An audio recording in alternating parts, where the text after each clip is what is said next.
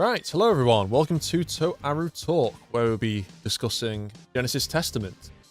We'll be talking about the entirety of the third light novel series of Index, and we might briefly mention GT10, but it's not fully translated yet in English. JSO6 is still working on it, so we won't discuss huge spoilers from it, so don't worry. But I'm still excited to be able to finish it because I've been reading it, and it's pretty good so far, but here we have Lucas and Shiro. Welcome, guys. Hey, yeah. And I just want to do a quick shout out to Meg Ferrons, who has joined the Golden Dawn, which is the channel membership, where you can watch exclusive channel member videos and you get those cool custom emotes, which I used prior to the start of the stream. So, there we go. All right. How are we all doing, guys? We're doing pretty well. I think we're all pretty hyped for GT10.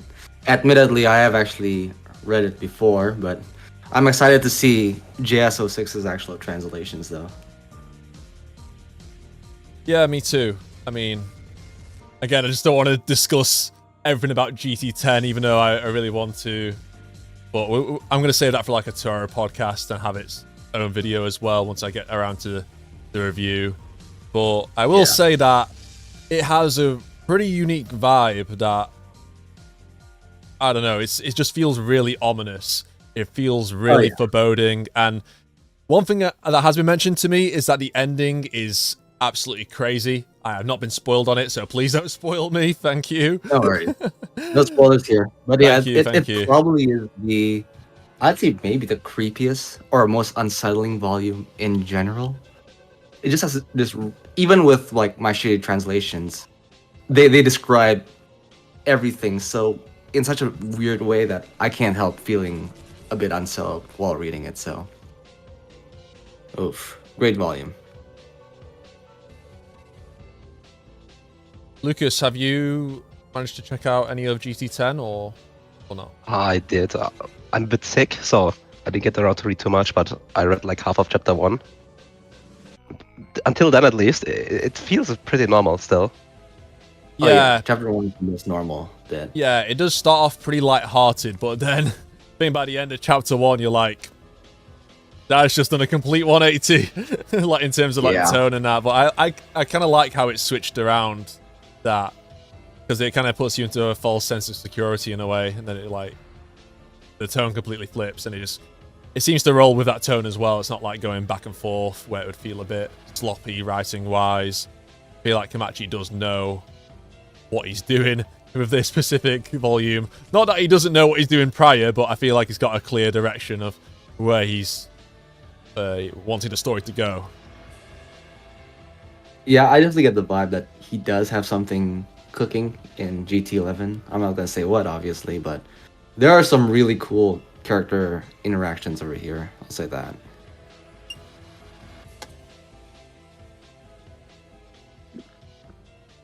Yeah, I'm not a fan of my lighting. I fix that a bit.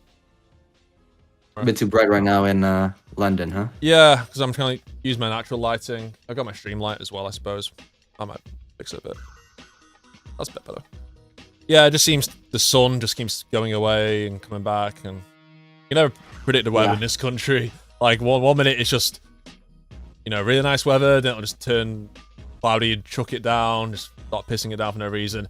There was one day where it had like hail, rain, and storm all in one day, and I was like, what the fuck is going on? Really? Hail? Wow. Yeah. Wow. It's been pretty shitty here too, but we're here to talk about Toaru, not about the weather, okay? I was hoping to talk about the OG Gungnir, which Brunhild used in Norse mythology SS. Oh yeah, that did change the weather, huh? Yeah. So yeah, everything is a Toaru reference if you think about it. True. It really is.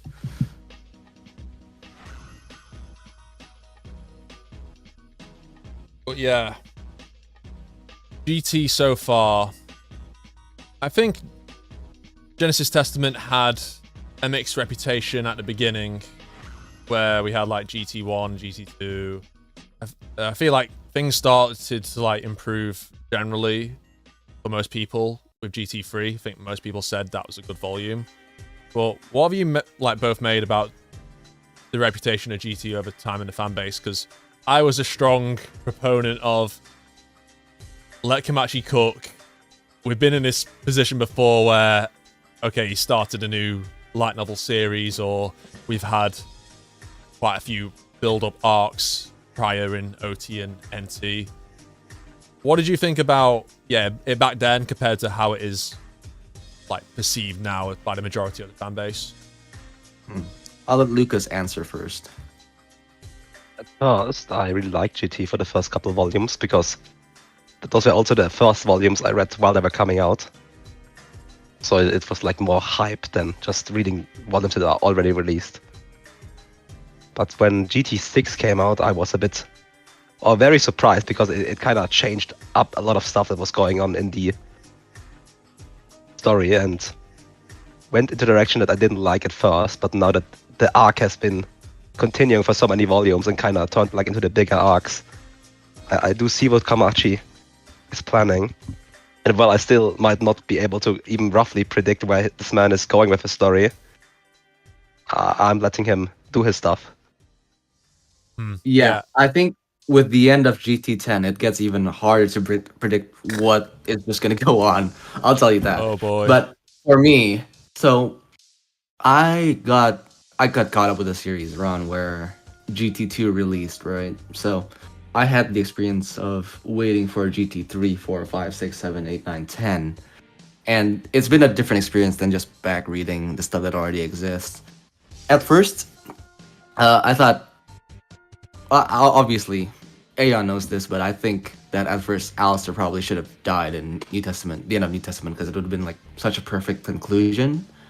And I was still on that train until I think GT7, the end of GT7, where he really took or maybe around GT5, where we kind of get this new side of Alistair too. So I thought that was an interesting path that Alistair now leads. As for the volumes, I thought Genesis Testament 2 was not that good at first, but over time it really grew on me. 3 was great when it released, and then 4 kind of made me feel like, is it really going to be as good as the old volumes? I don't know. And then 5, I was really hyped for 5, but I didn't really like the final fight for 5, so I was a bit of a skeptic there too. 6, I didn't like 6, so I was a skeptic there too. I know I sound like a hater, but then 7 came around, and I'm just like, shit, man, now he's cooking. 7 is cooking. And then 9 happened, and I'm just like, okay, yeah, he knows what he's doing. So that's how I feel. Fair. I feel like I'm the only one here who likes GT6, because that's one of my favorites, because I think, Lucas, you don't like it because of how Anna Sprengel was treated. I know you're Anna Sprengel fan, right? Yeah, I didn't like how it felt like Kamachi was just constantly switching up his, like, oh, this is the new strongest person, but actually his master, this person is not the strongest, but actually this is a faker, now we have the new person who's actually the strongest. Yeah, it turns out everyone's a fraud in GT. Yeah, literally. Yeah. Literally, everyone's a fraud, but it's true. Yeah, I got that impression too at first. Yeah, even Alistair's like been labeled as an unexpert, but I get what they're trying to say. Okay, he's still like the greatest magician of the 20th century, but in terms of like the old like Rosicrucian type magicians who helped establish like the Golden Dawn and everything, he's not quite on the same level. Yeah. But yeah, in terms of like Iwaz as well, Iwaz has been kind of a joke because no one really knows what's going on with Iwaz at the moment. He kind of shows up here and there and then dips. Well, I guess that's consistent, but even more so, we don't really get much out of him. We used to get a lot more out of him in NT at least. Yeah, and then he lost to Saint Germain. Awesome. Yeah, and he fought Anna Kingsford off screen. Oh yeah, that too. Which I was disappointed about because I would have loved to have seen that fight, but I guess it wasn't good as it would have been. I don't know, maybe Kamachi was like, nah. Just a boring fight. I felt that too in GTA. I do wish that GTA was a bit better, but I think GTA like made up for everything it did wrong with, I think, the ending. Like that anti reveal was insane. Yeah, because it feels like we've been waiting for like a climactic series of arcs. I don't want to say Office arc, but you know, like the type of Office arc, World War 3, Horizon type series of arcs where we get those 3 volumes in a row, which concludes everything nicely and blows our minds away at the same time.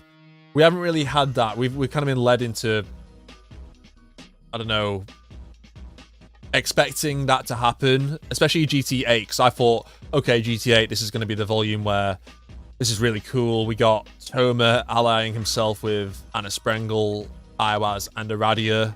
I could see this being like an all-out 3-way war between the other Transcendents and Alice's group, but did not like play out like that at all. It was pretty much like a chase sequence for most of the volume, and then we had the crazy, it's interesting how ending. Basically, the majority of GT is like a continuous story. Like we usually get 3-parters. This is like, it's like in the Kuransen saga, you can like say 18, 19, 20, 21, 22, and 22 reverse are all kind of quote unquote Kuranzan, and this is like the Transcendence arc, which is like much longer somehow, like 2, 3, 4, 5, 6, all the way up to now. It's still about the same, you know, cast of individuals, right? The Transcendents, or Anna Sprengel and the Transcendents.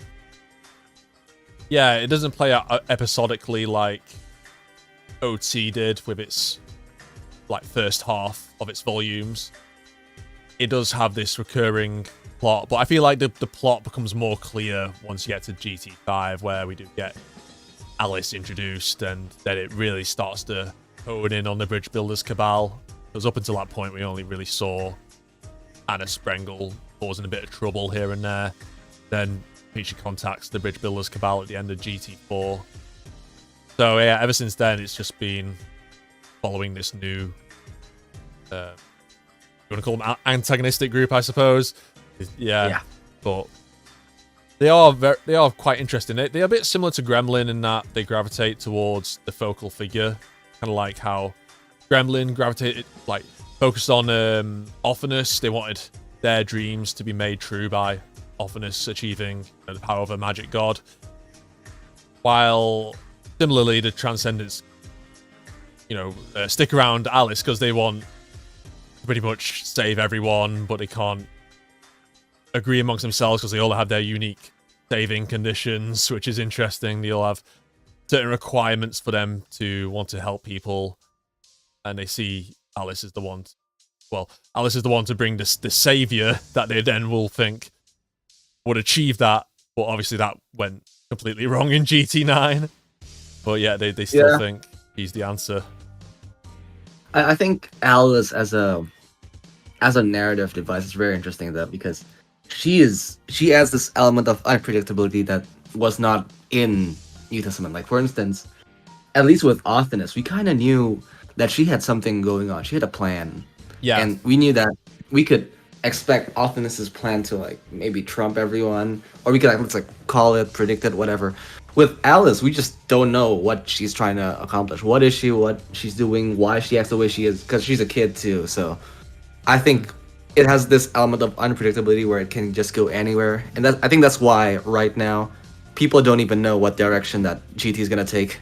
And I think Alice is a big part of that ever since GT5. Like, what is she? Who is she? How strong is she? Etc. Which I do enjoy. I do like. Yeah, I agree completely, because with New Testament, we pretty much had an idea of where the story was going once Birdway and Gremlin spilled the beans on Ophinus and what she was trying to do. It just became like a race to try and stop her from getting Gungnir and getting her full power back.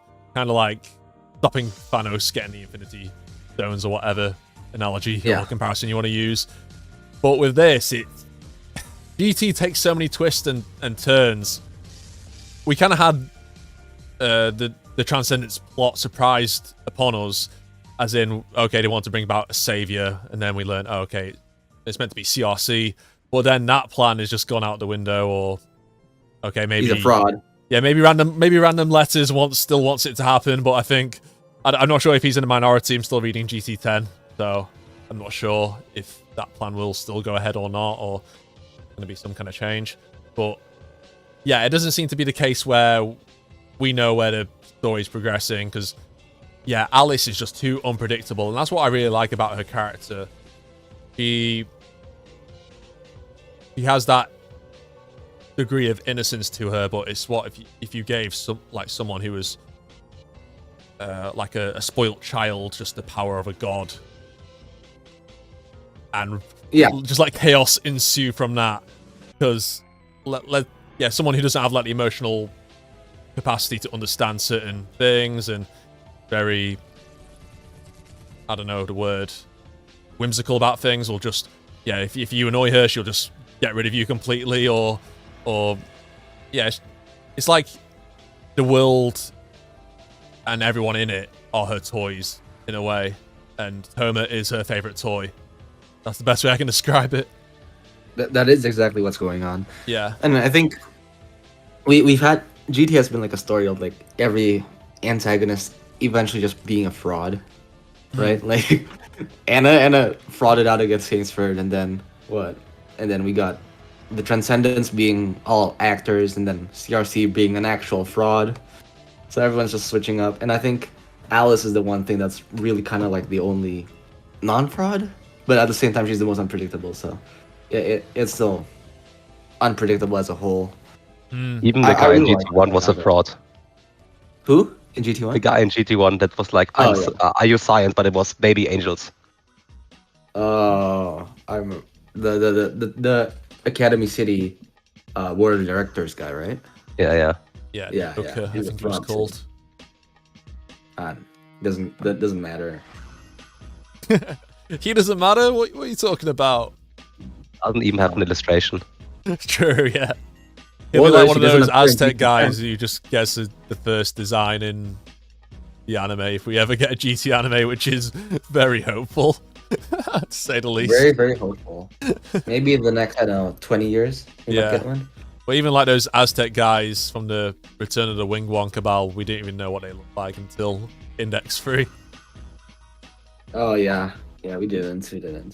Yeah, that's why I'm curious if we get an NT anime and we get to the Kronzon arc. I'm really curious to see what the other Golden Dawn members will look like. If JC staff will cook with their design, or if Haimura will get consulted at all for it. Maybe, I don't know. Yeah. I think it's nice that they added the illustration in GT10 where we got the illustration of other Transcendents too. Like, we got 4 more. I think 4, yeah. Yeah, they got some interesting designs. Very interesting designs. At first, I wasn't really a fan of them, but over time, I kind of grew on them. So yeah, a lot of them just are very fan servicey. Yeah, a lot of Transcendents are. Actually, most of them are. Yeah. Because Megas is the only one. Who's your favorite design though, Lucas? Right now, Transcendents. Oh. Pooh. I'd say good old Mary. Good old Mary. The most SFW one, I guess. No, low-key. ASCII Trimagisters was cooking, bro. I really like the guy's design in general. Like, everything from GT7 up to GT9. Not only his design looks sick, but his abilities are sick. Because he names 2 gods on his left and right arm, right? And that forms like some sort of like triangle where his head is at the top, and then he gets the power of both.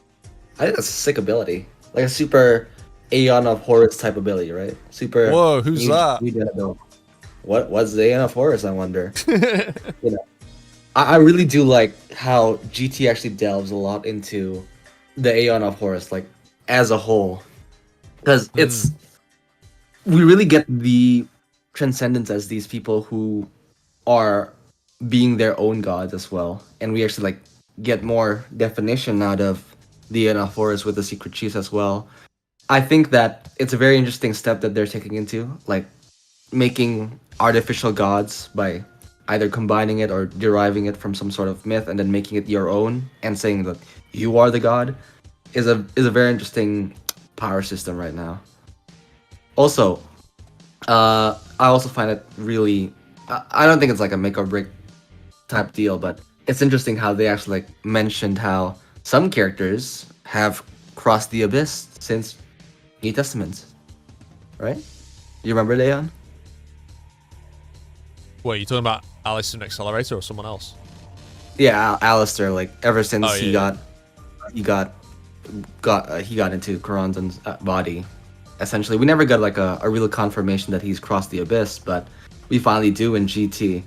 And then there are some other characters as well, such as Anna Springle was mentioned to be an abyss crosser as well. So it's good that we get more on the abyss crosser thing as well. Yeah, And it makes me wonder. Yeah, I was gonna say it makes me wonder like if we're gonna get any more new ones with the the prevalent Aeon of Horus theme throughout GT, and I do hope we get some new ones. I wonder who it'll be though. Yeah, I'm definitely curious about that because when Alistair was confirmed to get Coranzon's body and cross the abyss, I thought, oh, this is great. Alistair's going to be like super OP now. While he does seem... Not really. Yeah, but while he does seem okay, he can use Coranzon's magic now. We did see a bit of that in GT9, which is cool. It did. I think it would have done a lot of damage to anyone but CRC. Because CRC had that cloud magic, which basically made him untouchable unless you have something that can nullify it, like Dragon. Yeah, but he couldn't really move with the cloud magic up, right? Like he got slowed down by the rest just because he was spamming the cloud magic or like spamming some defensive spells. So I think CRC is kind of, well, he's still a pretty broken character, but you know, he has some things to balance it out. Yeah. Oh yeah. What one GT10 thing, which isn't like a huge spoiler or anything. It was a scene with Alistair, and Alistair does, I think, use spiritual tripping. So I'm like, yes, we get confirmation that he can use his own magic with Coranzon's body. Right. So I'm happy about that as well. But yeah, I did have higher expectations for Alistair in terms of power level wise, but it's whatever. I mean, yeah, he's getting his ass obliterated right now. He's being drilled another hole down there by Kingsford and the rest. But I think I still don't know what the full situation is with. I guess because he's got Coranzon's body, but at the same time, Coranzon was in a spirit form when, well, her spirit form got destroyed, didn't it, by the fish eggs? So I'm assuming that the Coranzon's body that Alistair did inherit is probably like a really weakened version because she's probably descended the tree. I mean, she's already descended the tree to appear in the physical world, but then she had all that crap. It's super consistent as well because there was the statement where Kingsford wouldn't have helped in a prior situation like with Coranzon. So I think it's consistent to say that this Coranzon a lot. Because that's something I would have thought. Because surely Alistair would have brought Kingsford back to life during the Coranzon arc if he had an idea. Oh yeah, Kingsford could probably, seal Coranzon away much longer than what he ended up doing. Yeah. Because you can't exactly kill Coranzon unless get rid of it. Well, take her soul out of the body, I guess. But even then, she survived. Her essence was still alive. Now. So, some of my doubts in early GT was about like how Kamachi will handle the characters from here on out. I think Accelerator was at a good point. I think I really like what he did with Accelerator, but like I mentioned before, at first I would have liked it if Alistair stayed dead, but I think the way Kamachi is making Alistair try to be more like Toma, like trying to be a better person, is a very interesting idea because it just makes sense. And now, I'm not gonna spoil GT10 obviously, but it makes things really, really interesting for what might happen in the next few volumes. Oh boy! Don't get me excited now. Don't get me excited. Oh yeah, yeah, and not just Alistair, but I think for the three heroes in general, we're getting this new era. For instance, like Hamazura trying to be more like Toma. Even Kamachi downright admitting like Hamazura is super similar to Toma right now, but Hamazura doesn't hesitate to like pop two bullets in people's heads, right? He just like goes bang bang and someone's dead. And then Toma is still Toma actually, but I think Accelerator though. We need to talk about Accelerator. Yeah, I don't know. I know some people don't like Accelerator being the board chairman. What do you think, Lucas, right now? I like the development of him being the board chairman, especially because in GT, Academy City is just permanently fucked. Yeah. It's not looking good for Academy City. It doesn't actually look good for Academy City since like 2015. It's just continuously going downhill. And Accelerator inheriting all that and then getting even more problems. To me, Accelerator being the board chairman is like such a perfect way to make him actually responsible for the things he's done. Because like his character arc has always been about him never being given like a responsibility or being able to take responsibility, especially in Old Testament where he just decides that he's too weak to take responsibility for Last Order, and then he blames it on Toma, but then he finally, like, Toma beats him up again and he tries to be more responsible. And then in New Testament, his character arc is about not feeling at home, or like he hates the place he's living in, but it's the only place where he needs a place to house the sisters, etc. But he just thinks that it's downright evil, right? And then to the point where at one point of the story of New Testament, he actually outright says that he could just rampage and overthrow Academy City's government before the will actually possessed Last Order and told him that's stupid. And then in New Testament 20, his conversation with Alistair was such a pivotal moment for his character too, because well, first of all, they both despise the place where they grew up in, and to Alistair said it's too late for him, but for Accelerator, to be honest, Accelerator could just like either one, go away far from Academy City, or two, he could decide to go back there and try to fix things up.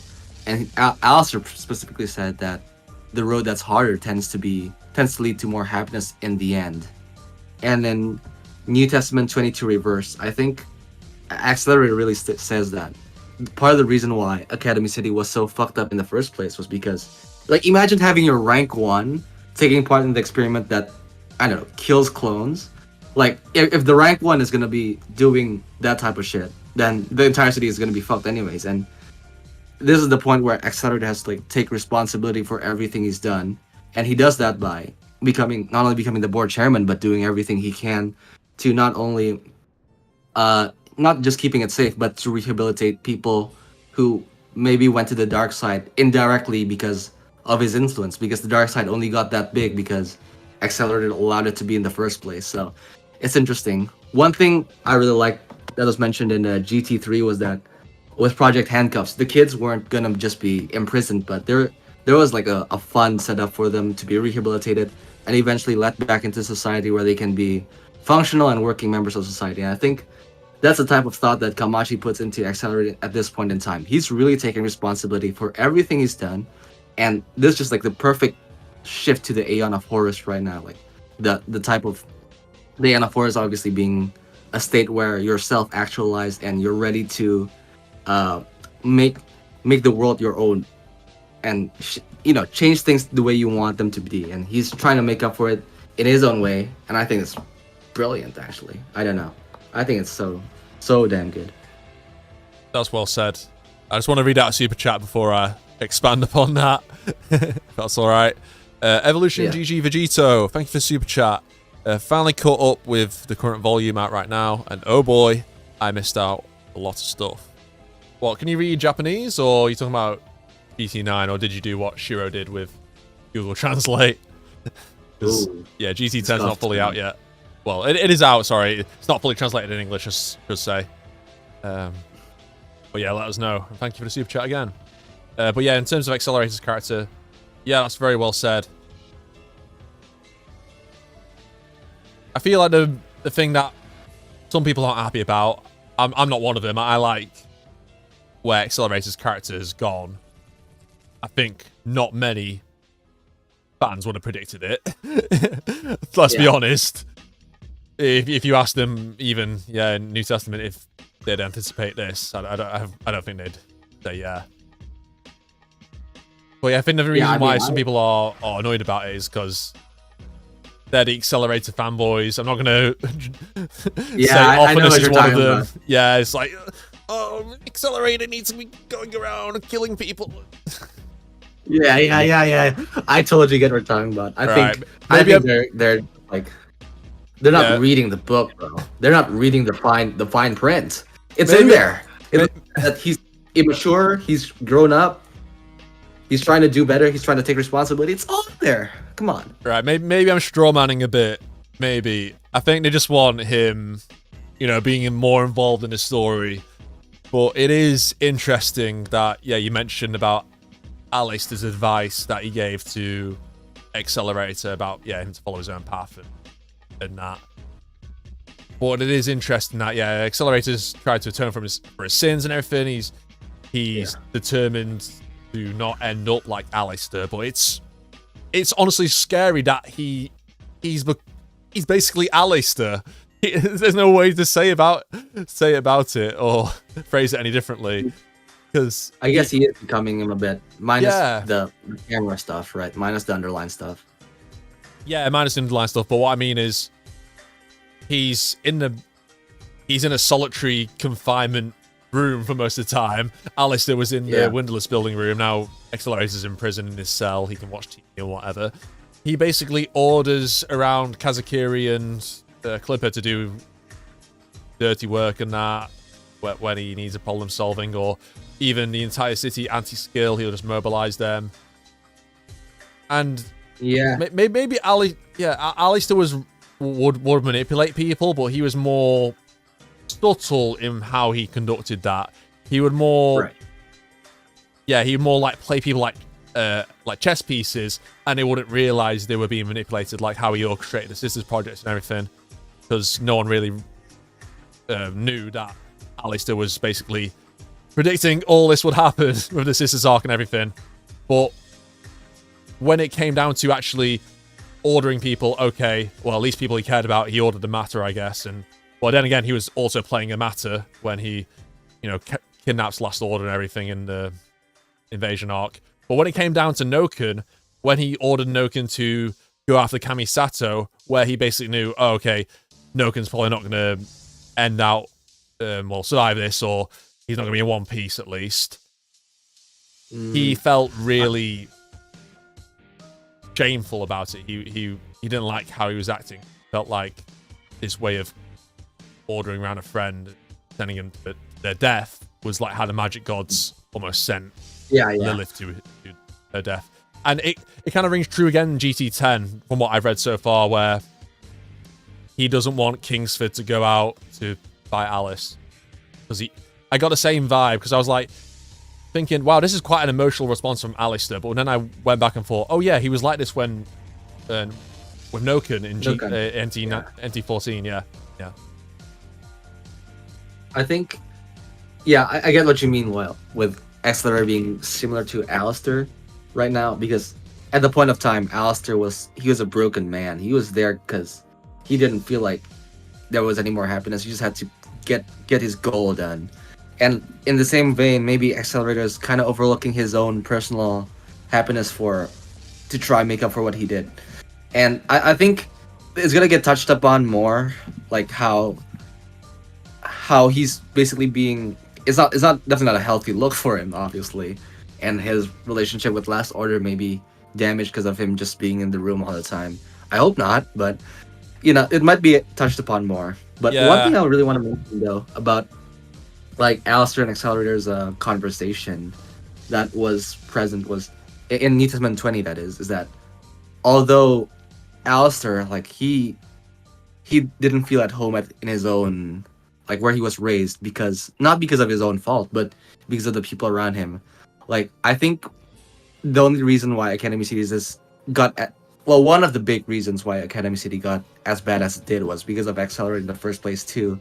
So I think unlike Alistair here, Accelerator has a much better reason to be in there partially because he caused a lot of it to happen in the first place. Like the Sisters, the other projects, no one knows about them because Accelerator kept silent. He just kept killing. He thought it was, he just grouped up with a scientist, thought it was okay. So Yeah, I think Accelerator is much more justified in being in confinement for the stuff he did to the city that made him feel the way he does. So yeah, it's kind of like it's kind of self-fulfilling too, right? Like it's only as bad as this because you never did anything either. So yeah, and he's doing something for once. So I feel like the similarities, but their approach is almost different because if you remember, in the Windowless building, Alistair surrounded himself with his past failures, which is such a doomer thing to do. But then you have Accelerator saying to Clipper, "Show me my darkness," like the most edgy shit. It's like they're both like doom and glooming. But yes, the reason for doing it is different. Alistair was more like, I need to be reminded of my past failures because I am so desperate to succeed. And I basically embrace that I am cursed to a life of failure, but I will still come out on top regardless. I will overcome fate and God itself. While Accelerator's doing it as a way of atonement or taking responsibility. He believes this is what he needs to do to face retribution and the justified punishment done. But yeah, it's like Accelerator's approach is different, but he does things similar, and I think trying to avoid that path, but I think he's heading along it nevertheless. I think it's been a rough time for Accelerator's board chairman because he wanted to eradicate the dark side, but he ended up causing a mass slaughter. But it was somewhat influenced by Anna Sprengel at the same time. He had hands in it as well. That did not work out probably the way that Accelerator would have intended. So that's definitely a black stain on his tenure as board chairman. And despite what we're going to say about Alistair, he pretty much put up with all the really shady, messed up stuff that happened in Academy City, but he didn't progress things to an all-out slaughter. I mean, there were battle royales and little dark side groups having a war wage against each other. And I guess you could say that the mercenaries that tried to storm the city, he killed with the attack helicopters, but that was it. That was technically invading force. It wasn't the dark side versus all of Anti-Skill and Judgment. And then then you got the Transcendence invading, and he can't keep control. And then the city's having the what's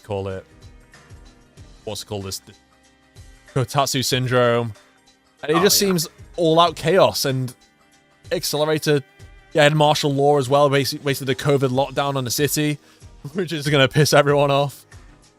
And now everyone's lost their minds.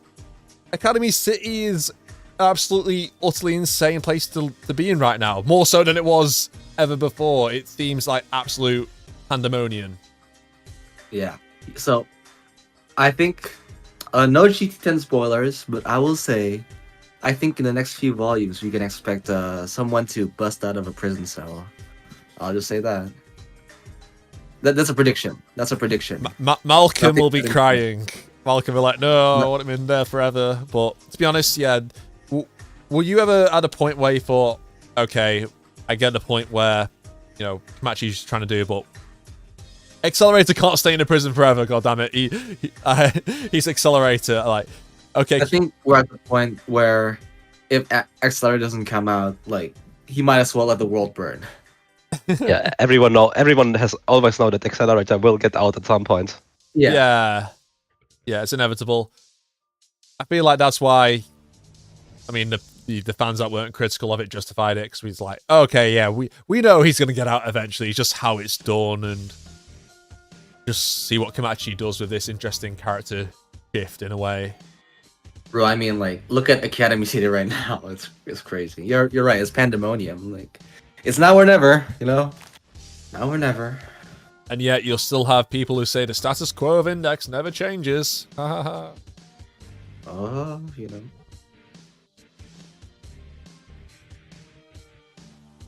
Academy City still existing like it does right now is wild. If you think about all that happened in the past month in Academy City.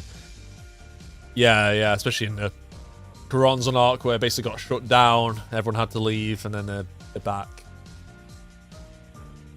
Yeah, Accelerator making quite radical decisions, I guess.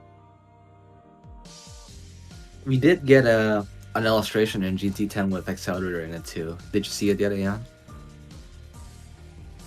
Yes, I have. It's a pretty interesting scene, I'll tell you that. This is why I want Optimus to read it. I want his reaction to something in particular. Because we know Optimus loves Accelerator and he thinks Accelerator solos everyone. I want his reaction to something. Yama solos, by the way. I'm gonna start a war. I mean, I would comment upon it, but we're going to spoilers, so I don't want to. Yeah. Yeah, well, I really do think we'll see more from Accelerator in the next few volumes. That's just my prediction. I have a few bucket list predictions actually, so maybe I'll tell you about that later on, Aeon. But yeah. Forward to it. Yeah. I think one character that's been a bit overlooked, to be honest, though, is Hamazura, though. And I can understand why. Like, yeah, true. I've been thinking about that. Hamazura versus CRC is kind of not really exactly a fair fight, but I do wish we saw more of him ever since GT5. What is he supposed to do? I don't know. Like, at least implement him in some way. At least, maybe he could have been like Toma's driver in GT6 and they can like deliver food together or something. That'd be so fun to read, like genuinely. How about like Toma and Hamazura like being Uber drivers or delivering Uber Eats? Like that's gas, bro. I want to see that. How about the Bridge Builders Cabal turn him into a Transcendent? Oh, so like Hamazura cosplaying, like cross-dressing as like a bunny girl god? Maybe. Yeah, why not? Hamazura as a bunny girl god. Wow. Have you seen the fan art of like the 3 heroes in bunny girl suits? I really want to see like if that's gonna be a thing. If it's the one I'm thinking of. Not that I've seen many. Bro, Hamazura in a bunny girl suit delivering food in Shibuya? That sounds gas. Yeah, for some reason, Hamazura is like the one guy out of the 3 heroes who always gets the man service. Like, I swear, he got stripped down like half naked like twice at the end of like NT. Yeah. Even though everyone wished like the people who want to see man service in Index want it to be Toma and Accelerator, but no, it just ends up being Hamazura. Hey, Toma gets it too. He got a foot stuck in his mouth. Oh right, yeah. Well, that's more fan service on the other end of the spectrum, I guess. Depends on how you look at it. Yeah, I don't know. I guess some people will be into that. Man service, huh? Yeah, that's what I call Bunny it. girl Hamazura. Yo, that's crazy though. Bunny girl Hamazura. In Toma's hospital room with Aogami. That'd be so funny. Oh yeah, now that you mention Aogami. Aogami's also in GT10. He's appearing a lot more than usual lately. I wonder why. Ooh. Maybe he's a transcendent. Oh, maybe he is a transcendent. He's just a transcendent being, generally. Oh, he is referred to as a god by his admirers. Wow. What if he's like some sort of like anime transcendent god who cosplays as like anime characters and like draws their powers? That'd be funny. Conspiracy theories are real. I know. But yeah, I am pleasantly surprised with the multiple Aogami appearances. Yeah. I think it's great. He's not just been a comic relief. He is that in a way, but he's also provided a bit of. I don't want to say normality because when I think of Aogami, I don't think of normal. But when it comes to what Toma's dealing with on a daily basis, yeah, because he kind of talks to Aogami for like advice, which is pretty like in GT9. I mean, that was pretty funny considering we know what Aogami's like as a person and everything. But yeah, I'm all for it. I like the fact we got that blend. You know, it's funny too how Aogami saw Toma fight in GT9 and then in GT10 was like, oh hey, what's up, bro? Yeah, literally, I was thinking the exact same thing. I was like, Aogami, you're not going to mention that crazy scene you just witnessed. So that makes me think. What's Aogami's deal? Is this Kamachi just teasing us again? Like, okay, he's number 6. He already knows his shit. He's got spies all over the city. Yeah, that's funny, man. Like, did you not see him like split a hospital in two Doctor Strange style and like put it back together? Huh? Why the hell does he not question him on it? Is it because of Kotatsu syndrome or some bullshit like that? I don't know. Aogami has been in this hospital for 9 volumes. Or 10. Oh, yeah, he has. He has. That is, strange. Maybe he is thinking like Heaven Chancellor who only works at that hospital because of the nurses. High key though, what if Heaven Chancellor knows that Aogami is the level 6 and he's just been like he's like 6? Alfred and like Aogami is he means the number 6. Bro, the fucking microwave scene. That shit got me, bro. Bro, that shit was so mouse funny. Pad, legendary. That shit was so funny. He microwaved like an Opie mouse pad. And like and thought it was a good idea. Holy shit, man. That's so funny, bro. Yeah. Very much in character. But if you see what happens in GT2 with with the number 6, how he was refused by Toma, and we look at Aogami's role where he just kind of gives Toma advice after that, could also be like another hint that I think number 6 is actually trying to help him out, but just now in a different way. Is this all just an elaborate scheme by Kamachi to trick and tease us? Because we know what Kamachi's like. He loves a good plot twist. Is this just a red herring, or is Aogami Aihana legit? It will not be a random person, at least. That's, I think, at least I think so. It would be dumb if the number 6 would just be somebody new. Yeah, I think so. It has to be someone we already know. Maybe not.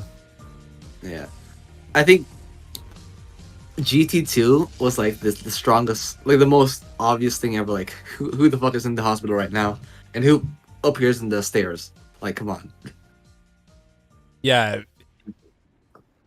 He knew what he was doing. I still think he knows. To be honest, considering how much of Aihana we're getting referenced in the item light novel, I would be curious to see if Aogami makes a cameo in that. If he does, and I'm like, fucking hell, Kamachi, why do you keep teasing us like this? This is torture. Yeah. But the number 6 role in item seems to be very different from what we have seen in NT and GT. Yeah, somewhat true. Yeah, with the Dark Side's Bane stuff, because that wasn't really referenced at all in the Index. I mean, I can see it's somewhat consistent with his character, where he basically lets other people use his identity to solve their problem thing. I guess a lot of them would be like Kanu Shinka, who's involved in the dark side and wants to get out of trouble and stuff like that. But yeah, at the same time, like the quote where the item novel said something like, "Oh yeah, if anyone from the dark side meets Aihana, they'll die," or something like that, or just meet a fate worse than death, or whatever crazy shit it said. I'm thinking, like, how does that even work, considering we know what his ability is, or are we just being misled? Was Aihana's ability not actually that all along, or what's going on? There's just too many rumors, but that's the nature of Aihana. Solid answer for anything. Speaking of identity, though, Aeon, it's funny you mentioned that, because have you read the Jiraiya X Toaru light novel? I have not. So, in there, I don't know if you know the character, but Izaya is this information broker. Yeah. And then he pulls up Aogami's file. Real name unknown. Aogami Pierce is not his real name. And then in the bio, it's just like what he likes. And he just likes maid suits, swimsuits, whatever, costume lollies, whatever. And it's all just there. That's literally his bio. Like, the information he gathered is literally that his real name is unknown. He's he's a class leader of Toma's class, right? Like class leader, right? Yeah. I think he is. Yeah, the class president or whatever. Class president. Yeah, but him as well, right? Him and Fukiyose, I think. Yeah. But his name being unknown was also in OT2. Yeah, he's a funny guy, man. How can someone like that be the class president? I don't know. How can someone like that? I mean, Toma's been in class multiple times after he lost his memory. Surely there's a school register, and surely they've got his name down somewhere. So what's going on there? Does Aogami control the school? I guess, I don't know. Like Aogami apparently is just not his real name, but I it was I his don't know nickname. how canon. That Toma gave I don't him. know how canon the crossover novel is, but I imagine like the facts should be consistent. Yeah, there's definitely some mystery revolving around Aogami. Whether that is the number 6 or not is up for debate. Because, to be honest, he's the most clear candidate. We've known for a while. Even the Japanese fans, make jokes about it. We all pretty much would assume it's him. But thing is, it's always been the most obvious answer. And it's like, would Kamachi even go that route if he's to surprise us? NT9 has kind of gives a counter to that, because in NT9, Aogami is hostile to Toma, but he just stabs him with glass. Wait, no. I forgot what he used to attack Toma with. Might have been glass, it might have been something else. Yeah, I think it might have been Komoi who used the glass to stab him.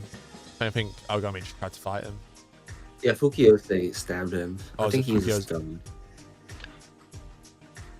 yeah, it's been a while. But yeah, speaking of Aogami though, or Aihana we should say, I think GT2 really brought everyone's interest in him a lot up, I think. Well, he was always an object of mystery, but I really like how GT2 introduced him again. And I think that volume is actually also really good. I wonder what you think of it. GT2? Yeah. Yeah, I definitely enjoyed the latter half more of it. I like the Aihana scene, and I loved the relationship that Saint Germain had with Toma. I definitely felt that, yes, Saint Germain felt like a more defined character, even though he's technically a virus that is spread around through pills and shit. I like the fact that Toma basically lost. Okay, Saint Germain wasn't necessarily a human. Maybe he was, before he became those pills and could be passed down between timelines and shit, or however it's described. It felt like Toma had lost someone and he had no power to save them, and he was directly involved in.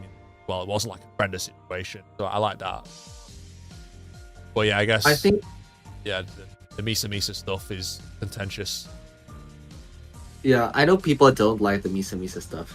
To me, that volume was really good because of the conversation with Aihana Etsu, though. So that's why I just really am hyped for Aihana's reveal. But I think Aihana's presence as someone who Toma for one time Toma doesn't really, at least in GT2, he declined Aihana's offer because he thought that Aihana was looking down on him, or that he didn't like the way that Aihana was speaking. So I think that was a really interesting bit of stuff that we could expect to see on Aihana Etsu from GT in the future. I don't know how he's gonna pull it off though, especially with Aogami's current personality being super different than what we got from Aihana Etsu. But I don't know. Aihana Etsu seems to be such a really interesting candidate for GT 11 or 12. I do expect him to appear in GT 12. That's my prediction, by the way. Yeah, well, we've always known Aogami's personality is completely ridiculous, which is why people find him so funny. Because he's just so heavily exaggerated. It's like, how is this guy functioning human being? I mean, he's not. Is he? But yeah, it just seems like that personality is just so crazy that not his self. Yeah, I think so. I think that's a really plausible deduction. I don't know. It's interesting. Only time will tell. I don't know how long Kamachi's going to wait until he finally reveals it. I hope it's not like an end of series thing. Same with like, oh yeah, what exactly the dragons and everything are. Oh, about those, I think we're getting them soon. Really? That I think we are. I hope so. I think that's a prediction, but I feel like we're getting them really soon. Like maybe GT 13, maybe that's my prediction. That'd be Unless nice.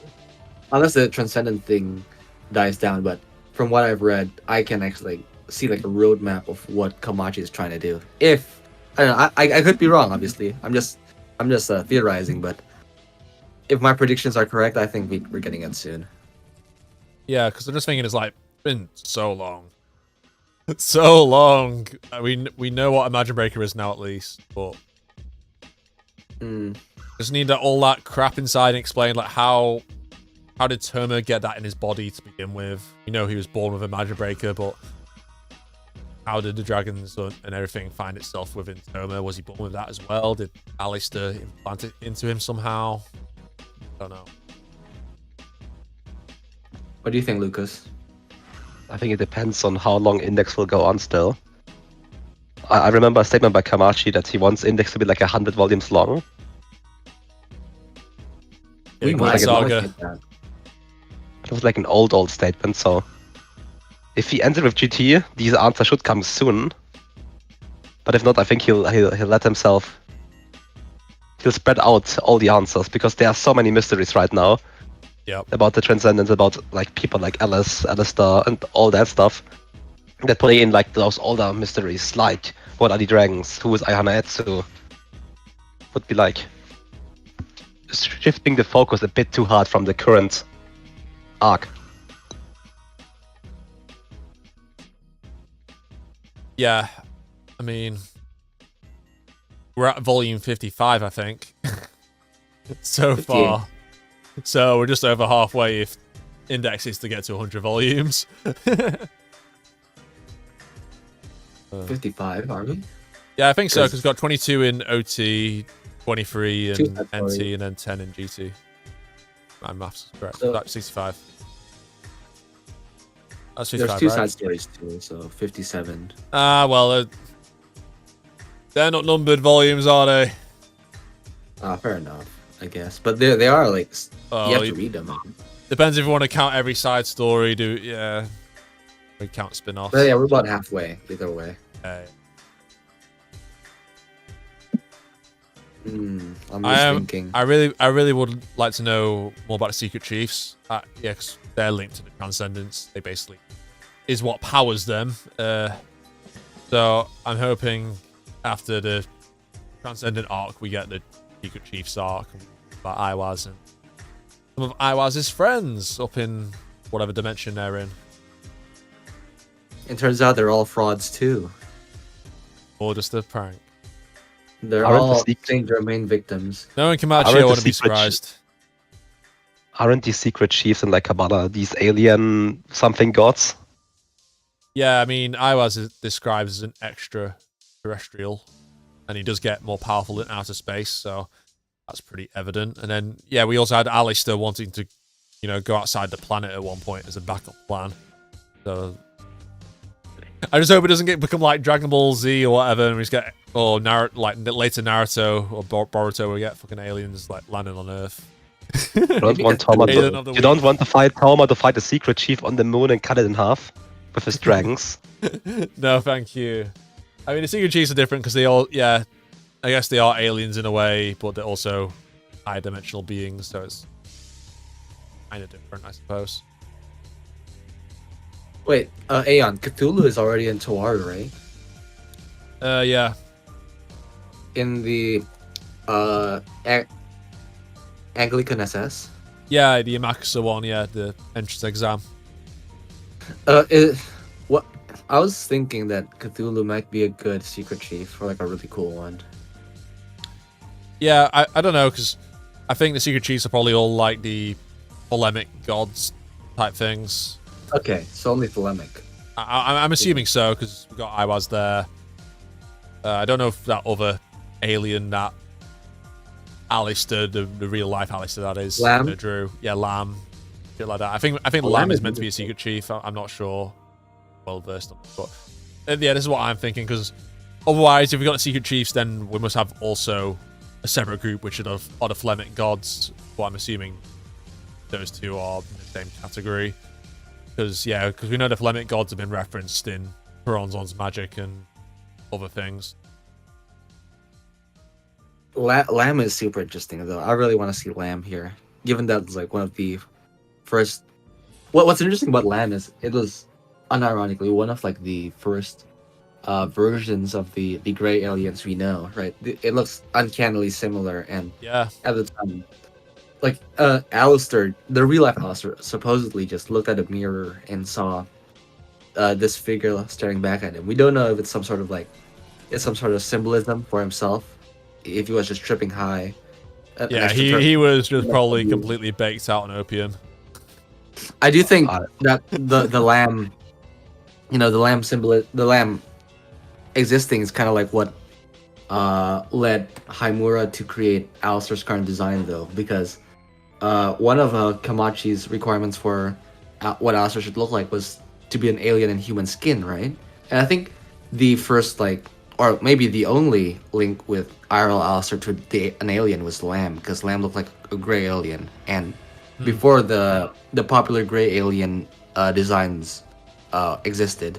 So I do think that Lamb has a large influence on how Alistair looks and how part of his character is written too, to be honest.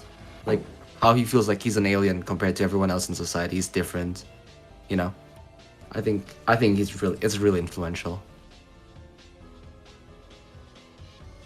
Yeah, considering how early it was that, the real life Alistair drew that depiction of an alien, but I don't know the exact date or year off the top of my head, but I'm pretty sure it was like early 1900s. Yeah, around there. Yeah. I just want to see Lamb as a secret chief, man. Yeah, I kind of predicted it in my lore video. I don't know if you watched it, where I basically put Lamb as one of the secret chiefs alongside I was in the Flemic gods. So only time will tell. Only time will tell, yeah. But I'm curious what design Kamachi would actually use for it. I don't think he'll go for like an ugly, bold grey alien. Or a 10-year-old I'd be surprised if he does. grey-skinned girl. What's that? Sorry. A 10-year-old grey-skinned girl. Yeah, it's gonna be something like it's gonna lollify it somehow. We don't need that. Well, we know it's gonna happen, or he's gonna do. To be fair, Kamachi, he has introduced like some older women in the Bridgeville Squad. And I was like, oh my god, no way! Can't believe Kamachi's introduced older women for a change. Holy shit! Lamb, gender bent lamb with like a big ass forehead, no hair, but she's a waifu. I mean, he's got Fukiyoze. He's meant to have a big head, so big forehead. Yeah, but she has hair. Yeah, I guess Lamb's bald as shit. And her head's so big. It's like, I mean, Lamb's head is just so big. The real Alistair was bald as well. Those are artistic liberties. Yeah. Maybe, bald Alistair just wanted to be an alien. Bald Alistair. That sounds cursed. I mean, real life Alistair lost his hair, so. Yeah, I guess so, but it would have been funny if he kept that in instead of giving him long hair for no reason. Yeah, you're right about that. I mean, to be fair, who the fuck is Alistair gonna call up to be his barber in the windowless building, bro? I don't know. Oh, by the way, I just came up with like an amazing idea if New Testament gets an anime. What? So for the Crowley hazards, imagine if real life Alistair Crowley is one of the Crowley hazards. Oh, that's sick. I really like that idea. I just thought of that just then. I was like, whoa. I need to tweet that after this. Yeah, I like that idea. Thank you. Real life Alistair is just a drug addict that imagines himself doing magic. Yeah. Yeah. That's something I really liked about him too. That I find kind of funny. It's like the real life Alistair was just high all the time, and all the magic was like delusions. And then in Toaru we have spiritual tripping, where no one else can see the magic except for the victim. So I find that really interesting. I think that's very intentional. Yeah, I think the spiritual tripping. Magic is based off like a anecdote of Alistair supposedly demonstrating his magic power where he managed to like trip someone up, something. Oh, using a I wave can of his remember finger. that. Yeah, but then obviously everyone's just high as shit, right? So Yeah. Well, that's I don't know if anyone was there to verify what happened, and if they did, then they couldn't made anything up. So, funny, man. or maybe it was a sudden gust of wind that was very powerful, like, or he tripped over banana skin. Who knows? WB Yeats, right? Fell off the stairs in the Battle of Blythe Road. Oh yeah, I think so. Oh, or was it Alistair who got kicked off the stairs? I don't remember. Might have been Alex. I don't know. I wish see. Kamachi kept the costumes in the Battle of Blythe Road. Like the Egyptian headdress. Yeah. And was he wearing a mask of Anubis or something? Yeah, and his gang of Polish boxers. Boxers? That's funny. That doesn't sound very magical. It just sounds like an average day in London. And people are just kicking the shit out of each other. Yeah, an average day in New York with crackheads. An average day in Skid Row. Yeah, it's like a stag do gone wrong, which is like a bachelor's party for those stag do. Oh, that's funny, man. That's funny.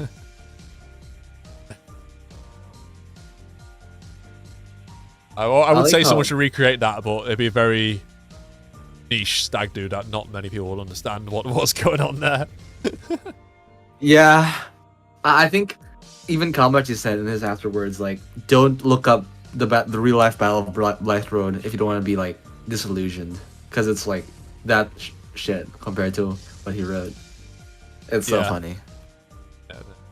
Like doing like Kamachi fireball. Kamachi turned it into a Shakespearean masterpiece. Job. Yeah. Oh, that's so funny, man. The real life Battle of Blythe Road.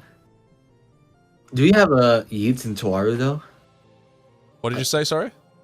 Do you have Yeats and Toaru? What in Toaru? Yeats, WB Yeats. Oh, Yates. Oh, okay. Yeah.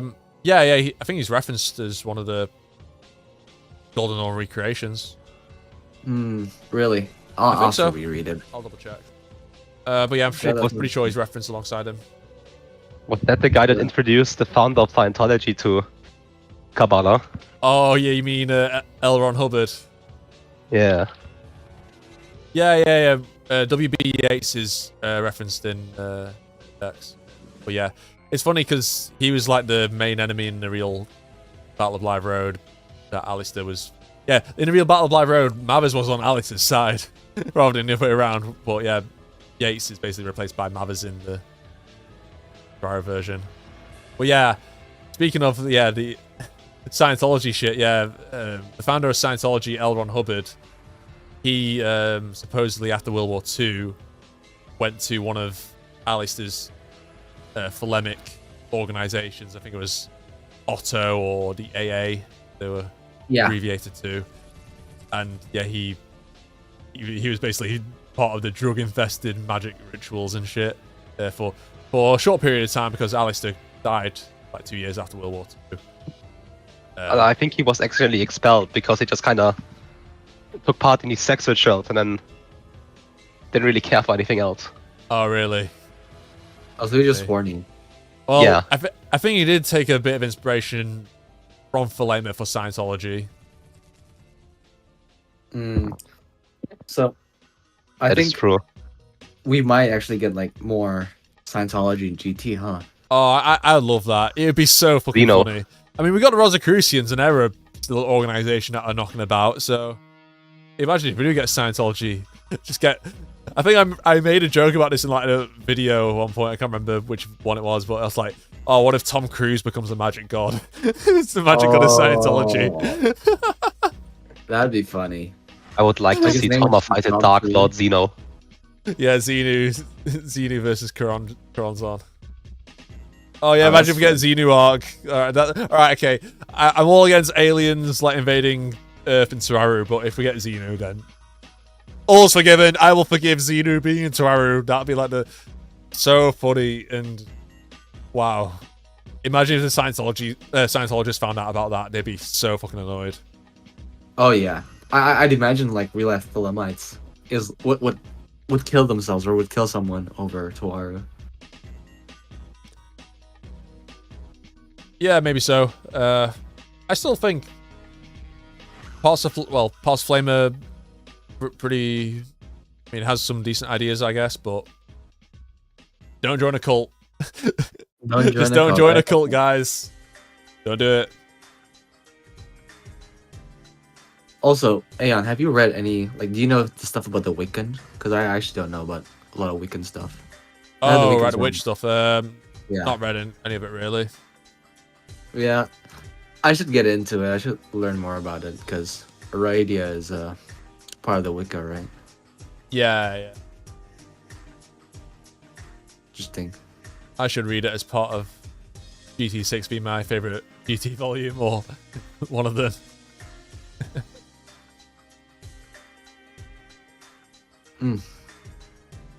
I need to pee real quick. No worries. So, Lucas, is there anything you wanted to mention about GT? What else do we have in GT? I haven't discussed. I think we could talk a bit about GT6, about why it was so polarizing when it came out. Was GT6 polarizing?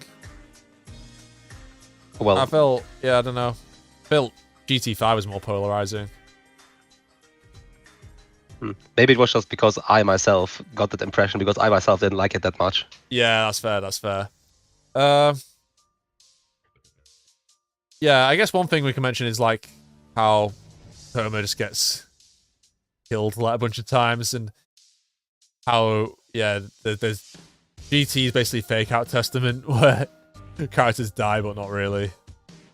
If you think anything, you need to wait 3 volumes if it actually happens.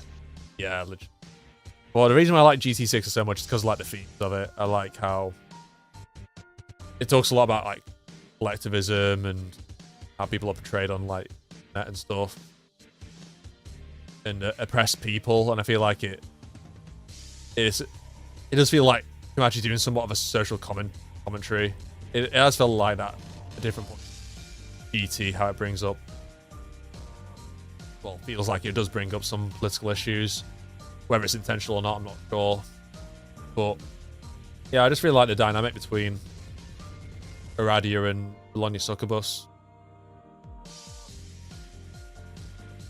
Yeah, I liked it till the ending, kind of. I was. Yeah, you were just disappointed by that.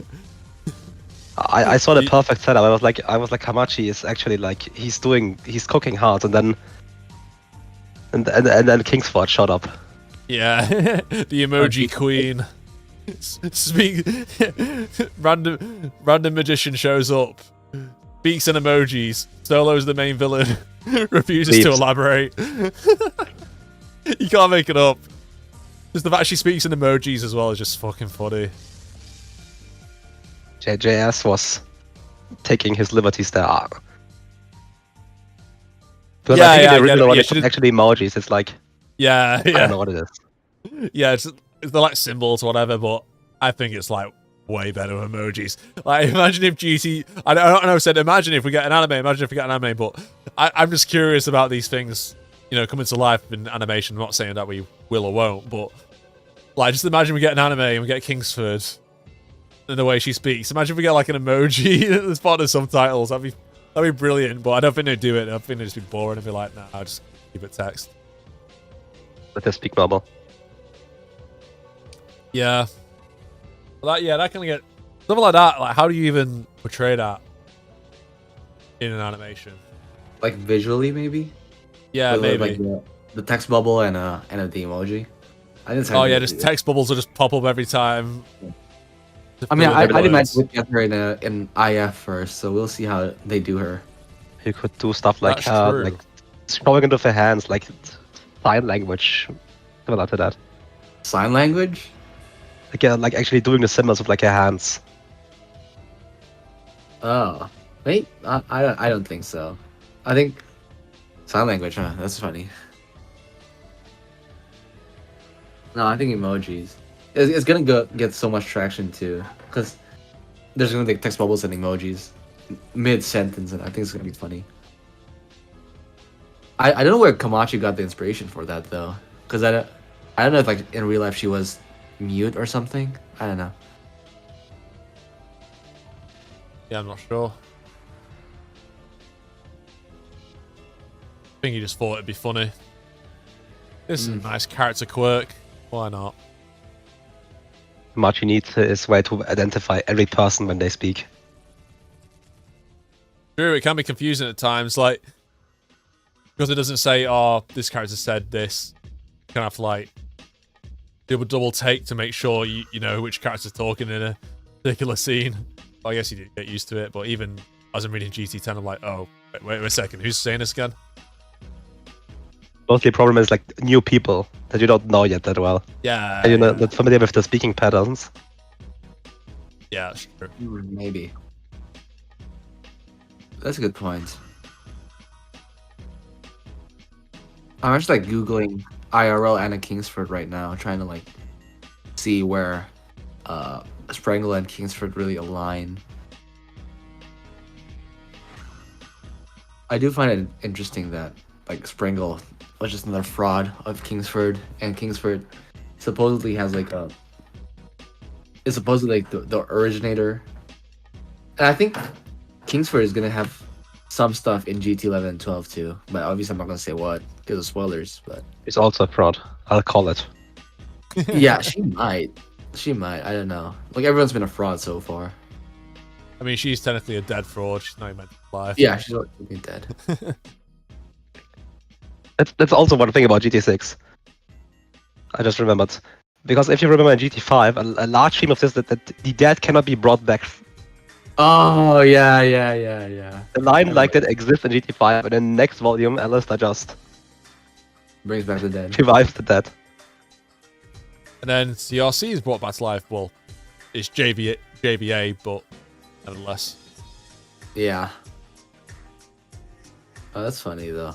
No, I think with GT5 it was the dead can't be brought back to life, and then in that same volume, the antagonist was brought back.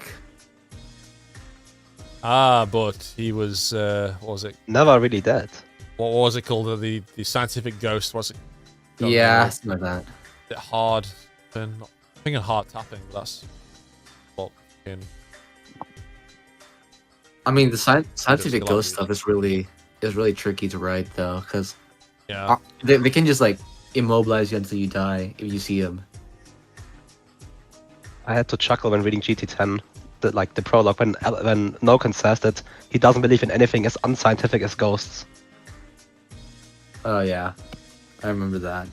And then meanwhile, GT5. Oh yes, Phil Sand was. Yeah. Her I'm trying to abilities think of the can name of the fly. technology that brought her back to life. Not back to life, but created it. I mean, also Kazakiri coming back in GT5 was a bit abrupt. I think. Think It's so? good. I think so, but it's good that Kamachi brought her back because, you know, accelerators. Ah, plans. yes. That was it. High voltage cutting. There we go. It Sounds replicates the phenomenon where people see ghosts, right? Yeah, something like that. I can't remember the principle Yeah. behind it. Yeah. It's a really weird ability. I do like that Kamachi still experimenting with these weird abilities, but you know, I think Frilsen was like an unbalanced scenario where you saw her and you just frozen to death. Yeah, she was kind of broken. Yeah. It's either if you're a human it'll work, if you're like a higher being, no. So it's like it's weird.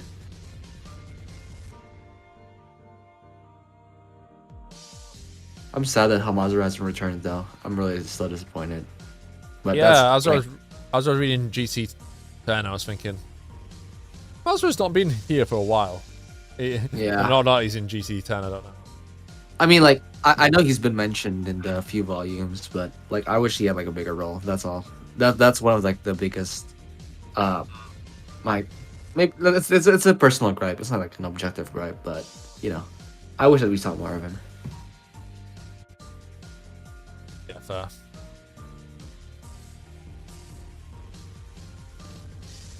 Yeah, it's just trying to figure out what role he would have to play.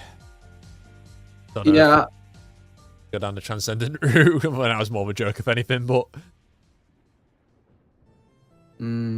It's you're right though. It's a bit hard to fit him, but like I think if Misaki is still somehow over there, I feel like Hamazura could be there, that's true. right?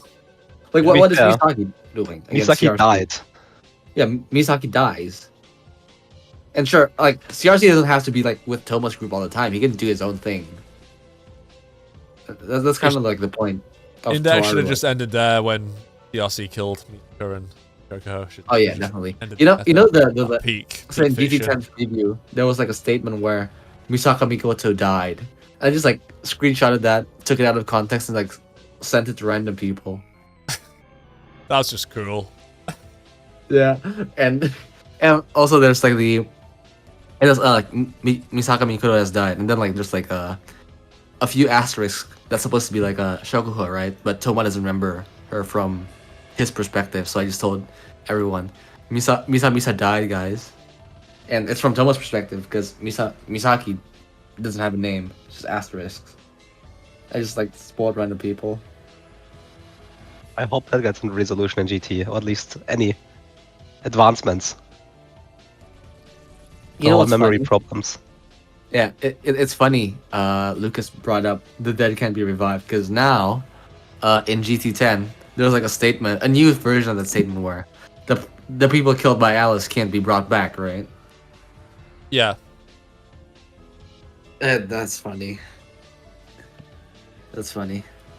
I do think that death in GT has been a bit overused, though. Yeah. I definitely wasn't too happy with all the fake outs, especially in GT9. I feel like that just took the icing on the cake for me, or the cherry on top, whatever phrase you want to say. Oh, we got so many. But then in GT10, we've kind of had like Kamachi addressing it in a way through like a, what was it, like a joke or something. And I was like, fair play. I think it's also like I think GT6 kind of like reduced the impact of like being brought back to life because Toma died like how many times in that volume? Yeah, I feel like Good Old Mary's the problem. Well, I guess Kamachi would say, oh yeah, I'm doing it because it's more serious than people getting the injuries and back. It does, yeah, again, it does get addressed in GT10. I just wish they toned it down. Yeah. Or at least if somebody actually had died in GT9. I can't hear Oh yeah, someone, yeah. JVA did, but... yeah, but he was like kind of the bad guy. Yeah. Who knows? JVA might return some capacity, but unless he's joined Hera and who else? Hagun. Brenda. Heaven. Brenda, yeah. JVA returning, I could maybe see it because there are spells that bring back souls now, so I could see it. I kind of want to as well. I kind of want to bring JVA back. I really like him actually. I thought JVA was a good departure from your average Toaru villain who has like some sort of like. In reality, I'm just trying to do more good for everyone else in the end. But for JVA, it was just like, I'm a fraud. I want to like defame my own character's name, and I don't care if I'm gonna kill like 2 billion people to do it. So yeah, I liked it. I found it like the stark contrast, which I really liked for one. Yeah, he's definitely a unique villain. I didn't know what to make of him at first because he felt a bit like a weird character because I thought, oh yeah, he's going to be this murderous, genocidal guy who wants to wipe out humanity, but he's not quite that. He's really quirky character. He's got some unusual habits and tendencies, I suppose. And yeah, he's not always focused on just mass murdering everyone. Yeah, but I think overall JV was so interesting during the volume itself. Like we also similar to Alice, like we don't know what he's trying to do, right? Like he's just doing side quests at first in GT9. Yeah. Before like just murdering, like mopping the floor with everyone, saying he wants to kill a Transcendence, but he's just doing so much random shit. He's crying to, like what was he crying again to? Like something like a cat being a victim, I think. And yeah, I think so. Then he had wasn't he like playing with a gacha machine for like Gakota at one point? Yeah. He played with the gacha machine, yeah. With some kids who were like trying to get the gacha as well. And then he was doing like just these random side quests, and I thought that was funny. Yeah, that's what confused me, because I was like, I was not expecting that. I was just expecting him to be just tearing through everything. I was like, how on earth is ever going to survive this? But no, he's a lot more quirky than I thought he'd be. But I think the ending of GT9 probably saved his character for me, because I did not know what to make of him really. But yeah, once I understood, okay, he's doing this to ruin his character's reputation. I really like that. Yeah, I felt like for once it was like selfish in a bad way, like selfish in the most selfish way. You know what I mean? Clearly selfish. Yeah, and I guess it does take into account. Yeah, if you create something or you leave a legacy behind, then people after you tarnish it or change it in a way you disagree with or don't anticipate, how would someone feel about that? Like if they could see how like the world or how people have changed or view or treat what you initially created. I think there's a lot you can say on that. I think it's a bit more basic than that for CRC, to be honest, but yeah, I kind of get it. I'm just overthinking because I like to overthink index. Yeah. I have read JVA's stuff actually. I've actually read oh yeah, one of them. Yeah. It's about a CRC being invited to a banquet and like people just like being exposed for their sins, while CRC was pretty much similar to a saint. That's basically the TLDR, but it uses a lot of like biblical symbolism regarding heaven, hell, sin, etc. And CRC and his followers just kind of like breeze through everything while everyone else is sinning. So it's not that good of a read, to be honest, but I thought it was interesting to supplement the character, to see like what the character essence is about, you know, the savior of the world, quote unquote, but turns out he's just a hack.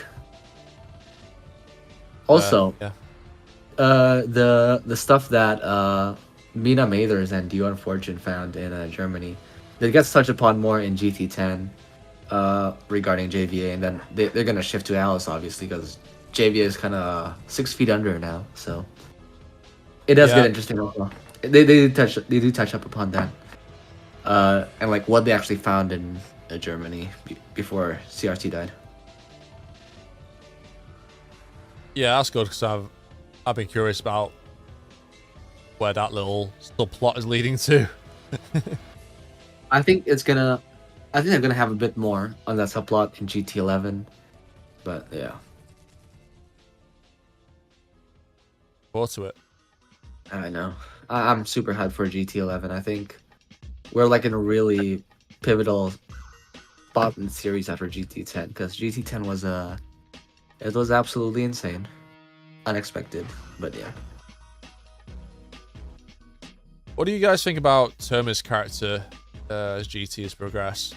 I feel like, especially like GT9, that his character's not peaked that hard in a while, probably like since NT22R.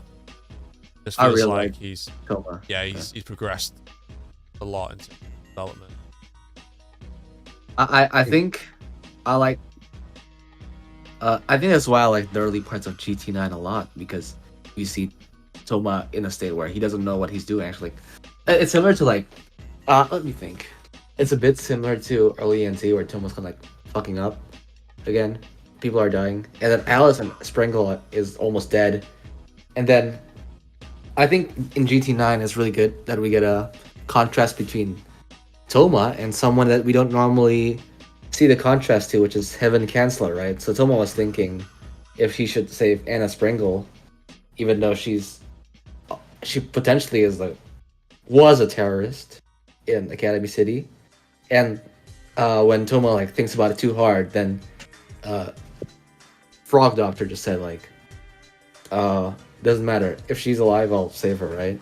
And then it's also good because in that volume, Alistair gets the same mindset as Toma in that volume as well, where the Heaven Counselor just basically just told Alistair that like why should I save Anna Sprengel? And then a Heaven Counselor just said to make the boy happy. And I think it's a great it's not that obvious, it's not that verbatim, but I think it's a nice touch that Kamachi adds to this story.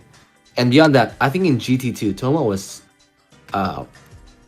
really interesting. We saw this side of Toma where he rejected Aihana Etsu's offer again, right?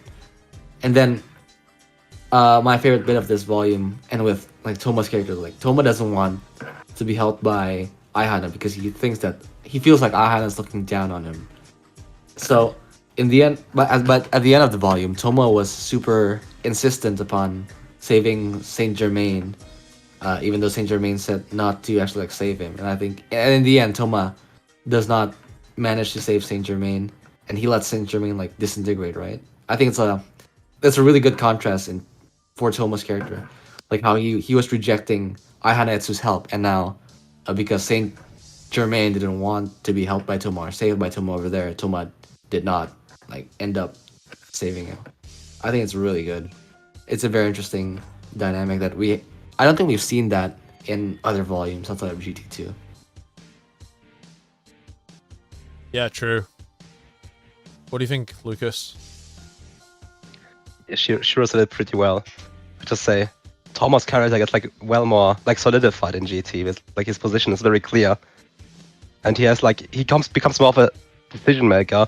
While a lot of NT and OT, he's just along for the ride and chooses his path. He's like more instrumental in GT and responsible for the events happening or not happening. Yeah, more Aeon of Horus getting shifted. Like Thomas being more, instead of being led around, he's the one being more proactive this time around. I think that's a point as well. Obviously, his character's hasn't been explored as deeply as 22R or Needs to Spend 9, but it doesn't have to be. Like, not every volume has to be like, oh my god, emotional impact, oh my god. But just the small bits that make you appreciate the character even more, because it shows you that not only does Kamachi understand his character in a way where he just makes everyone cry, but he understands the finer points of the character as well and displays it.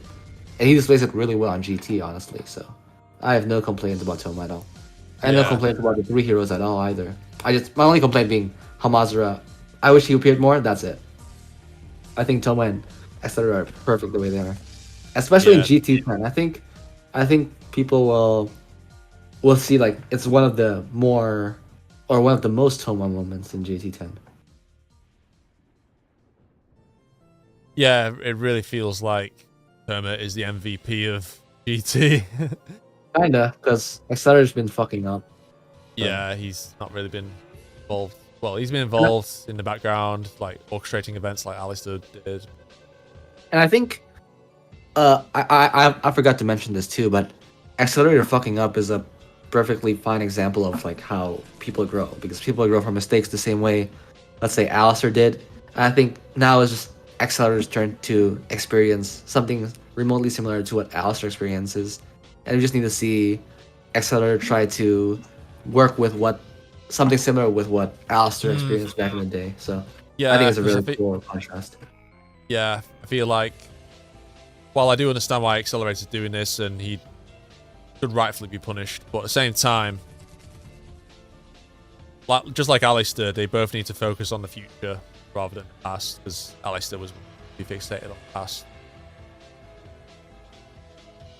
Failures and hardship he faced in his life, and how he thought the entire world was against him, how he was demonized and everything. But I mean, to a certain extent.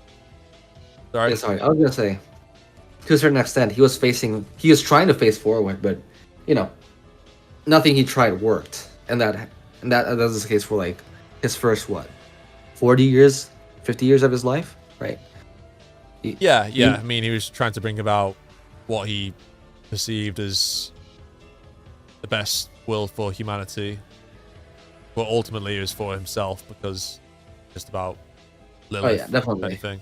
Yeah, it was about his experiences in his past, which then defined became consumed by the darkness, and he believed he could never be a hero like the three heroes. And I think, yeah, another thing to mention is that, yeah, you're right. He is kind of fixated in the past because he feels that he has to do what he does for the sake of his daughter, which is really not. And when you think about it, it seems like he's trying to do it for the world, right? Like, you know, we need to make everything more. Get rid of the predetermined events. We need to make it more free will. But like Alice literally says, like he doesn't feel like he can be a good father if he doesn't do it for his daughter. So it's less about, less about everyone else and more about himself, right? Like him feeling that the only thing left for him to do in life is to try and at least be a father, and the only way he thinks he can do it is if he does what he does. Yeah, very true. You guys want to do Q&A? Sure. You All can right. answer some. Let's see if we got any questions. Yes, hello chat. Send in your questions if you have any for me or Lucas or Shiro or all of us. Gotta send them in.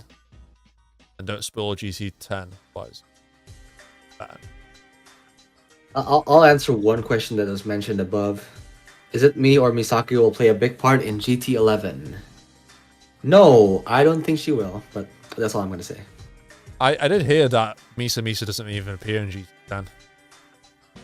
GT10. They do briefly in the end. Oh, okay. Well, at least Kamachi's making progress. Slowly getting them out of the series. Well, again, like, I didn't mind Misa in GT2 actually, because their entire reason was to die, right?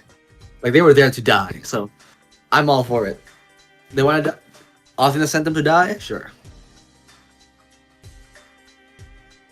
Messing. Just doesn't seem that Misa just everywhere you look when you just consume anything Toaru now. They're just always in some side story or whatever. Seems you can't escape them at times now. But I suppose they sell wider. They're prominently featured now. We actually found out the golden formula. The what you call it? The Misaka versus Misaki spin-off too. Yeah. Alright. We got a question. Demon King Al. Do you think there'll ever be a new level 5 appear in the story? Either an existing or new Esper? I mean, it has in Mental Out. Yeah. Previous level 5? Yeah, but I think we might get a new current level 5 too, eventually. You think Skitsubo will get there? I don't think it's like Kitsubo though. She's too washed at this point.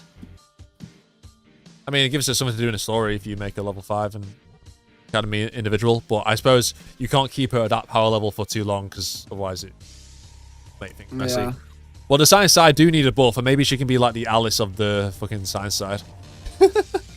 all the level 5 candidates are kind of like unimportant currently in the story. Yeah, true. Yeah, the science side has just been power crept out the story so hard. We kind of just need, either more level 5s or more people to get on Terma and Accelerators level, which is not easy for science side people unless iOS decides to give people power-ups or whatever. White Wings Misaka, guys. White Wings Misaki. Never forget. Yeah, that's non-canon. What? Unless you make it canon. Unless you make it canon. Give everyone fucking White Wings. Although that's kind of lame in a way. It's kind of like how every Naruto character has the same set of abilities. Oh wait, Aeon, have you actually read the volume to completion? Which volume? The Misa volume. Oh no, I've not started it yet. Oh, okay. I'm gonna read it after GT10. Don't you worry. Okay. Oh boy, I bet I can make like at least 3 videos out of that volume. Oh, you're already thinking of milking it. See, even you're milking. Why not? Because people love power-ups and shit. You're looking Misa Misa, man. What do you expect me to do? Yeah, but Kamachi's doing it. Why can't I do it? Blame Kamachi, don't blame me. I'm just a humble fan. Is Misaka the strongest level 5? Question mark, question mark. Listen, as much as I like to make videos on Biagio, who the fuck's gonna watch that? Yeah. No one's watching. I love the Biagio character analysis. Talk about the. I think no one's watching that. Yeah. I think no one's watching that.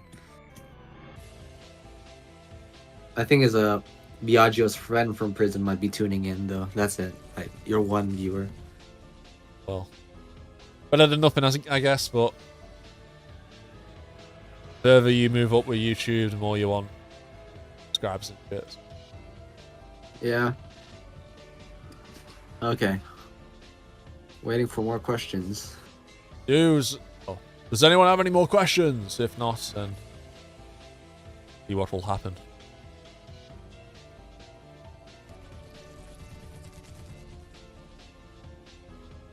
Man, GT11 though. I really need that soon. Yeah, I've heard the cliffhanger was so crazy. I wonder when it's gonna happen. I mean, at least we're getting a lot of Toaru stuff this year. Got the Kamachi tweet as well, so God knows what events we'll get. Oh, here we go, Prince Manic. Do you guys think Kamachi will ever do anything big with the aliases, like the one who touched the territory of God, etc.? That's a good question. I mean, it's not really been quoted or referenced since OT15. No. I mean, for Toma it has. That's about it. Oh yeah, that's different. I read a Kamachi interview. I don't know if you read it, but it's on like the Toaru wiki, and it's like the interviewer asked Kamachi, "Oh, is there a meaning behind Toma's name? It can be read two ways." And he said, "Oh yeah, there is, but I can't reveal it at the moment." And then yeah, fast forward to ND22. Oh, we were like, "Oh, okay." So it was referencing K and T essentially. Yeah. I think we haven't really had that with Cell.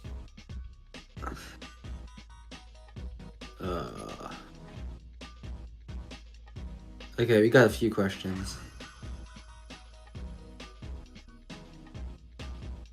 Lucas, what do you think about the Prince Manic question? It would be cool to see these names be important, but I don't expect anything to come from them the same way that magic names are kind of just dropped after early NT. Yeah. I guess. I remember when everyone thought Kikina had a awakening, but that was just a mistranslation from the previous translator. Oh yeah, I remember that. Awaken Kagine. Oh. Got fucking soloed instantly. A poor man. Always getting soloed. The number 2 is jobbing as usual. Imagine jobbing so hard you get jobbed by your own power. Oh. Oh boy. Got a super chat from Saint Tomain. It's not come through yet, but I'm sure it will pop up. Oh, here we go. See, I predicted it. I must have some precognition. Any thoughts on how you can buff the science side? Thank you for this $20 super chat. Appreciate it. I mean, we just mentioned that, yeah, either make more new level 5s. Yeah, I did propose the kids about getting the level 5 status and then her being able to influence aim fields so she could make everyone, well, all the espers much stronger than they are, or demote espers, so she could basically become the Alice of the science side, where Alice can, yeah, give these random people these crazy roles that they get the power of the secret chiefs and everything. Similar to that, but science side. Or you get like Iwas to buff them. Yeah, it's hard because espers they can't really progress like magicians. Magicians can always expand their knowledge and study more. But with espers, it's pretty much determines the parameter list determines where you are in the ranking system, and you either have talent or you don't have any talent. So it's a lot harder to progress. So it has to be like through some kind of technology or someone giving the characters an aim boost of some kind. But even if every single Esper in the Academy City would be level 5, it still wouldn't change one thing, because the magic side is just so much stronger in every single way. That's true. Yeah, it's a good point, because the only reason why Accelerator is, you know, a lot stronger that he can, I don't want to say compete with Transcendence, considering what I know, but, you know, you get what I mean, like, he can take on, you know, Queen Lizard and that. The only reason why he can, like, compete with, like, the stronger magic side characters is because, yeah, he learned about the magic side, so I guess, yeah, the average level 5 Esper is not going to do anything, so I guess you just have to teach everyone magic and get them all to cross the abyss and link everyone to the Misa network or the imaginary number school districts, like in the fucking Misa non-canon side story.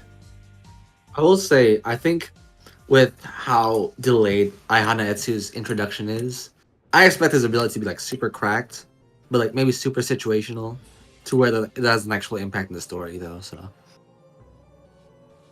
yeah. Oh yeah. One thing we didn't mention is make someone level 6, but the only person you can do that with is Accelerator or maybe Kakina, but yeah, because the others won't be able to sustain it. So that'd be something.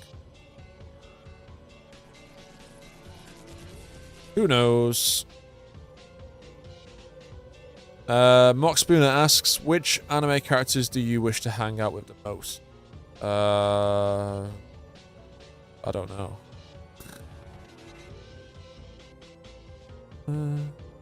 I mean, from Toaru, I'd probably hang out with Toma.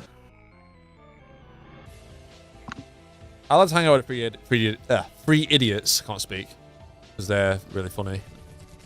I just enjoy the banter. From anime in general, I can't think off the top of my head. Kamisato. I take Kamisato, the man, the myth. Kamisato. Just be a gloomy, silent walk. Anime I've seen.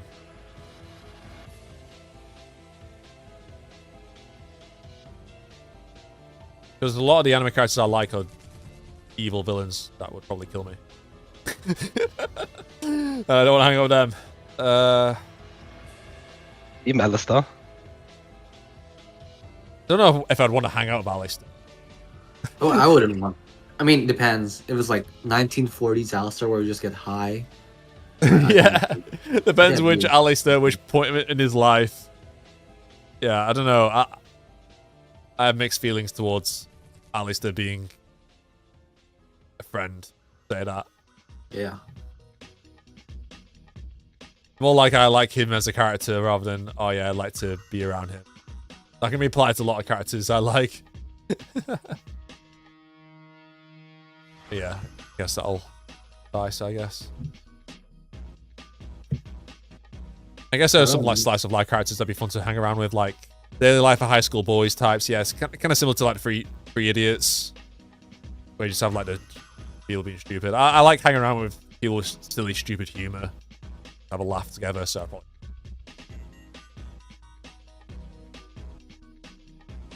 Yeah, we're doing one question per person. Apart from super chats, of course. There is another super chat. What's that, sorry? There is another super chat.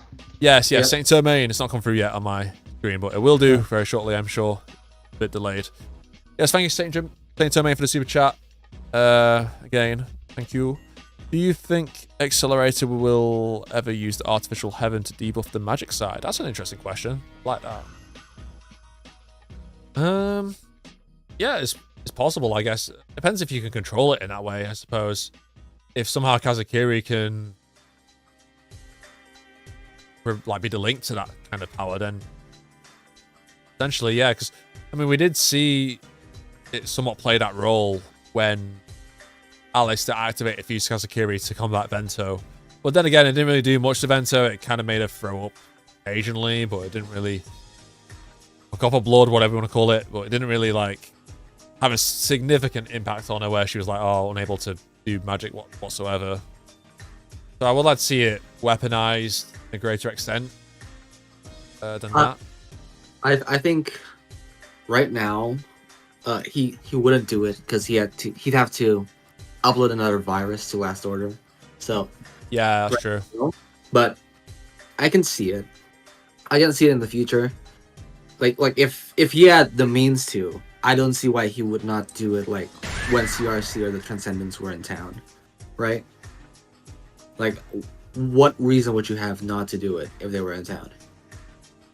So, I do think that eventually, if he finds a way to reverse engineer it without having to make Last Order get Ligma, then yeah, sure. Get Ligma? What?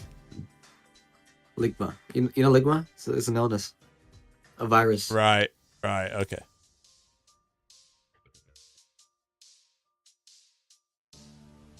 Oh, God. Well, yeah, I don't know if he'd be able to control the network in that way, where he could upload a virus himself, temporarily, I mean. But I think he might be morally against that to begin with.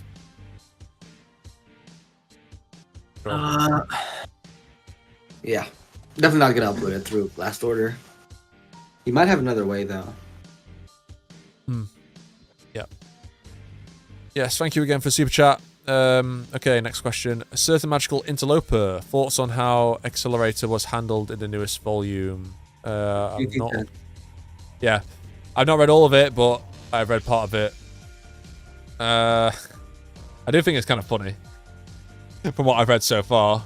I won't elaborate to great detail because of spoilers for people who've not read it and stuff. It is funny. Yeah. Well, I'm curious to see how it's going to progress from there, and I think I just want more. Sorry? I just said I want more. Oh yeah, I do think that it's about time he gets out of the cell. Like it's probably now or never, right? Yes, I concur.